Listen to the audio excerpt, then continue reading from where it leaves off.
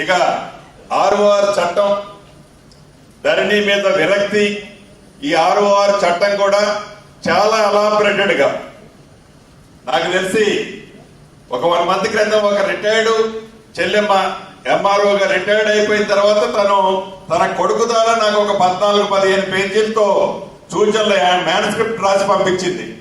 అంటే ఆ రెవెన్యూ వ్యవస్థలో పనిచేసిన జీలు ఏదైతే మంచి చేయాలి, ఏది మనం సూచనలు సలహాలు నా వంతు కూడా ఆనాడు ఉడతా భక్తిగా రాముల వారికి ఆ ఉడత సాయం చేసినట్లు తను కూడా తన సూచన ఏదైనా మంచిది ఇస్తే ఈ ప్రభుత్వాన్ని ద్వారా సామాన్య ప్రజలకి మీ మధ్యవర్తిత్వంలో మీ స్టేషన్స్ లో సామాన్య ప్రజలకి మంచి జరుగుతుందనే తపన రెవెన్యూ వ్యవస్థలో చాలా మంది రిటైర్డ్ అయిన వాళ్ళకు కూడా ఉంది.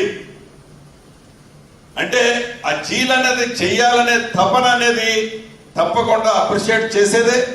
ఈ ఆర్ఓఆర్ యాక్ట్ కూడా గతంలో ఏవైతే తప్పులు జరిగాయో, తప్పుల వల్ల ఇబ్బంది పడి ఇది మంచి కావాలి అని తపనతో ఈ ప్రభుత్వాన్ని తెచ్చుకున్న తర్వాత అటువంటిది మళ్ళీ రీపీట్ జరగకుండా ఉండే విధంగా గౌరవ ముఖ్యమంత్రి రేవంత్ రెడ్డి గారు కానీ మీ అందరి సూచనలు సలహాలతో నవీన్ మెట్ల గారు సబ్ కమిటీ వీళ్ళందరూ కూడా ఈ ధరణి కమిటీ కూడా వాళ్ళకి ఏమన్నా ఛార్జ్ కూడా ఇచ్చేది లేదు.